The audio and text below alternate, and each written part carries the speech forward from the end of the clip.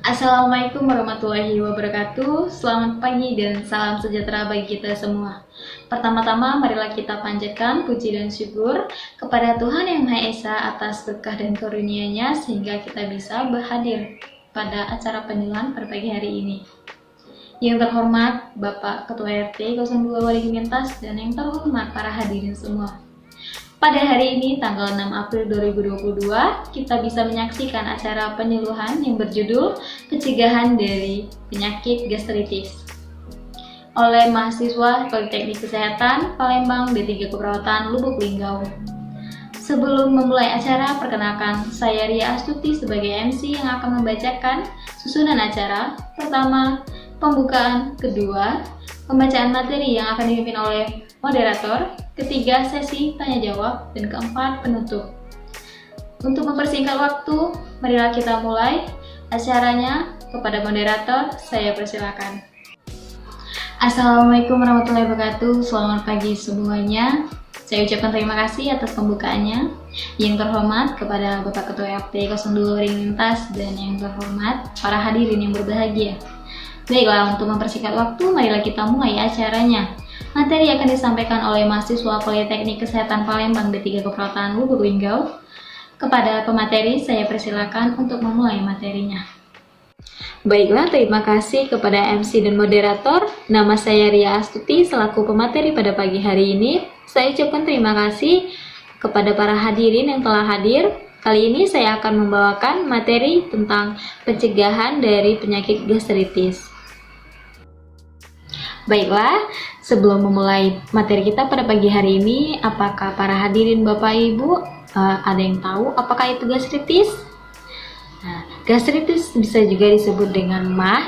Jadi gastritis adalah suatu kondisi di mana di dalam lambung meradang atau membengkak. Sifatnya kronis, akut, difus, atau lokal.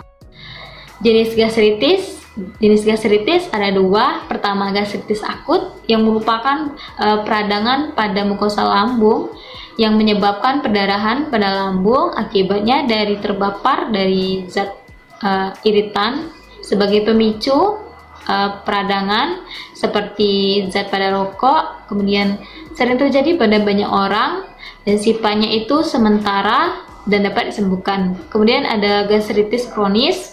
Gastritis kronis merupakan peradangan pada permukaan mukosa lambung yang bersifat lama atau menahun yang diakibatkan oleh adanya ulkus atau tukak lambung, luka pada lapisan lambung, kemudian ada infeksi bakteri Helicobacter pylori.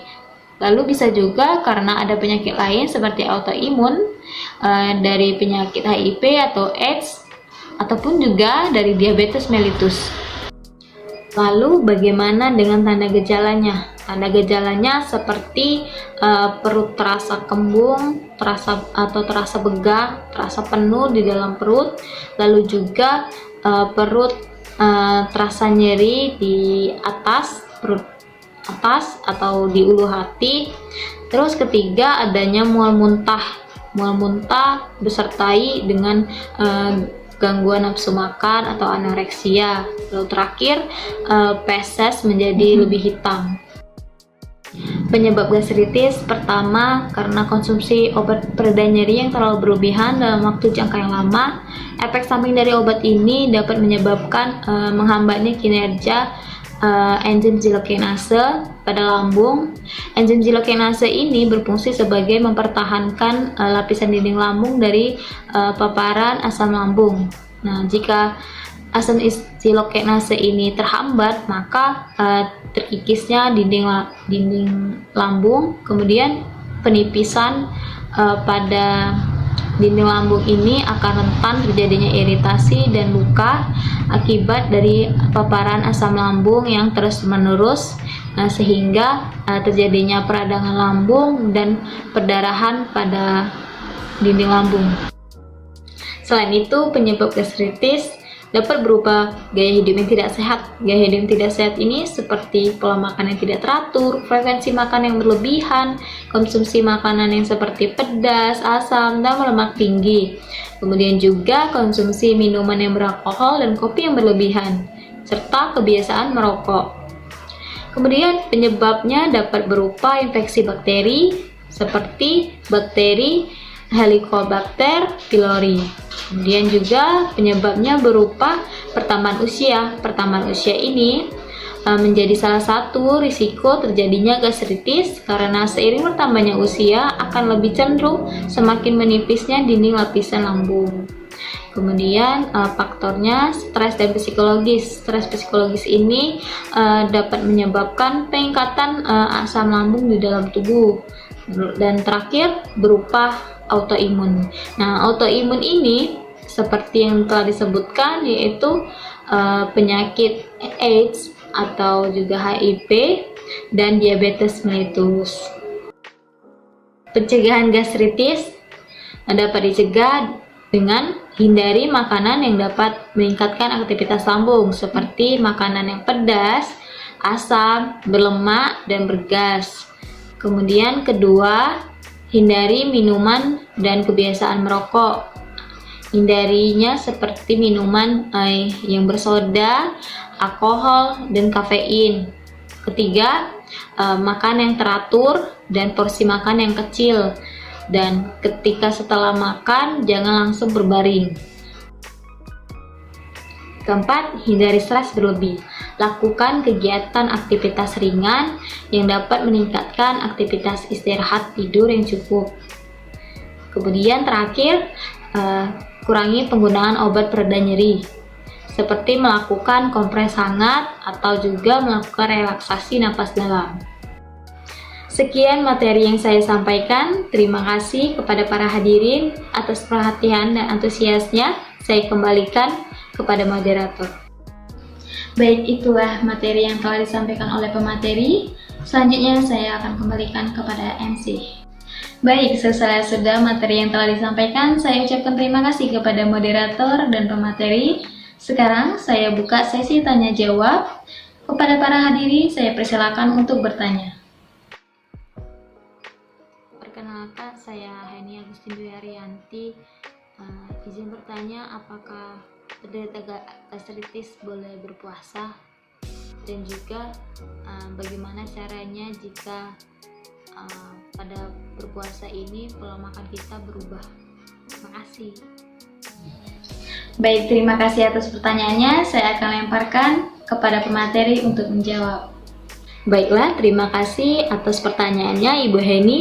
Pertanyaannya, apakah penderita gastritis boleh berpuasa? Jawabannya boleh, jika disebabkan oleh gaya hidup sehat, tidak ada peradangan, tidak ada tumor, tidak ada kanker. Biasanya ketika kita tidak berpuasa, kita sering nyemil, makan makanan yang pedas, kemudian sering ngopi ataupun stres.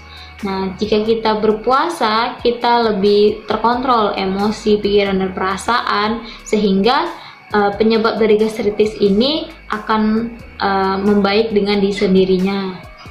Lalu, pada penderita gastritis ini, bagaimana dengan pola makan yang berubah? Jadi pada penderita gastritis harus lebih berhati-hati pada pola makan yang berubah, karena lambung akan sulit beradaptasi pada pola makanan yang berubah. Jadi saat berbuka kita tidak makan yang berlebihan, apalagi makanan yang langsung makan yang pedas, asam, sehingga lambung akan lebih sensitif. Namun ada baiknya jika penderita gastritis konsultasikan terlebih dahulu ke dokter supaya tidak memperparah penyakit gastritis. Baiklah, itu saja yang dapat saya sampaikan. Saya kembalikan ke MC. Baik, tibalah penghujung pada acara hari ini. Saya ucapkan terima kasih kepada para hadirin atas antusias dan perhatiannya. Acara saya tutup. Jika ada salah kata, saya mohon maaf. Kepada Allah saya mohon ampun. Terima kasih. Wassalamualaikum warahmatullahi wabarakatuh.